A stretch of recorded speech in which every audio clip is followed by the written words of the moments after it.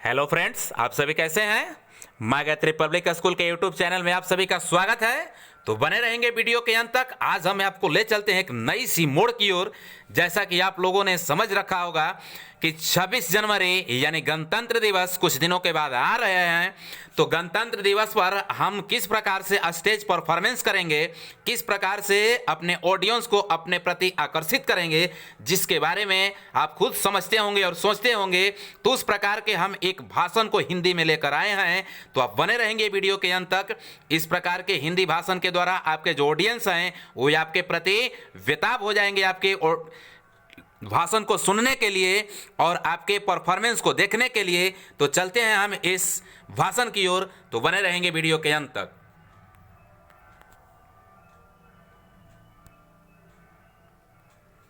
गणतंत्र दिवस पर छात्र छात्राओं के लिए ये भाषण है। तो ध्यान देंगे आप, 26 जनवरी कुछ दिनों के बाद आ रहे हैं, यानी कि गणतंत्र दिवस। तो गणतंत्र दिवस के लिए आप रेडी हो जाएंगे। तो चलते हैं हम भाषण की ओर।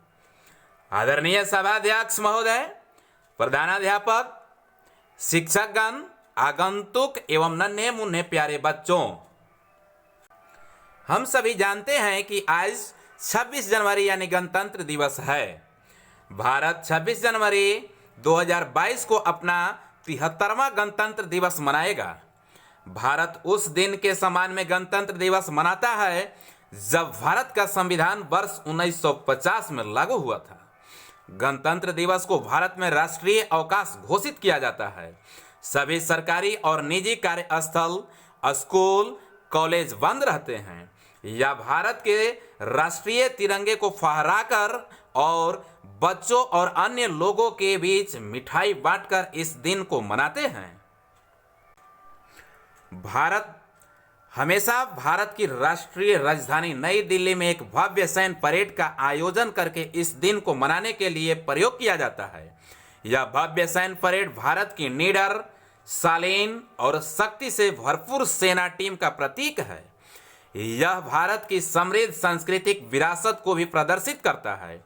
यह समृद्ध राष्ट्र बनने के लिए भारत एक ऐसे बिंदु पर पहुंचने से पहले विभिन्न परीक्षणों और कठिनाइयों से गुजरा जहां नागरिकों का स्वतंत्रता प्रदान की गई थी।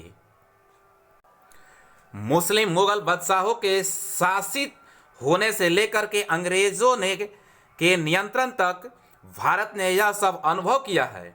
चूंकि देश को कई संघर्षों का सामना करना पड़ा, इसलिए 1950 में जब संविधान का गठन हुआ तो यह बहुत गर्व की बात थी। यही वह दिन है जिसे आज गणतंत्र दिवस के रूप में मनाया जाता है।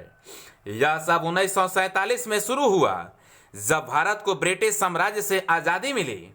नवंबर 1947 में संविधान का एक मसौदा तैयार किया गया और संविधान सभा को प्रस्तुत किया गया। हालांकि संविधान को अंतिम रूप देने से पहले विधानसभा को 2 साल की चर्चा और संशोधन में लिया आयोजित सत्र जनता के लिए खुले थे। इसके अलावा संविधान सभा ने 26 नवंबर 1949 को संविधान को अपनाया, लेकिन यह तुरंत लागू नहीं हुआ।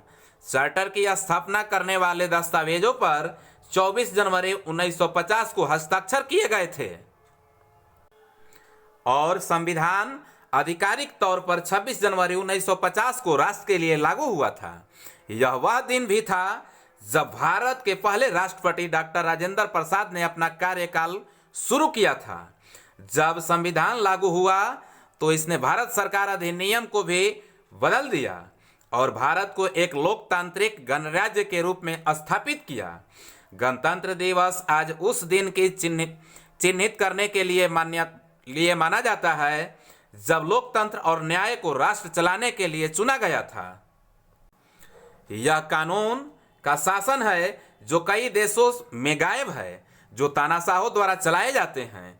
तो आए और तिरंगे के साथ कसम ले कि वतन की रक्षा के लिए हम अपनी जान कुर्बान कर सकते हैं। इन्हीं शब्दों के साथ मैं अपनी वाणी को समाप्त करता या करती हूँ। जय हिंद, जय भारत, जय जवान, जय किसान। तो वीडियो के अंत तक बने रहने के लिए आप सभी को धन्यवाद।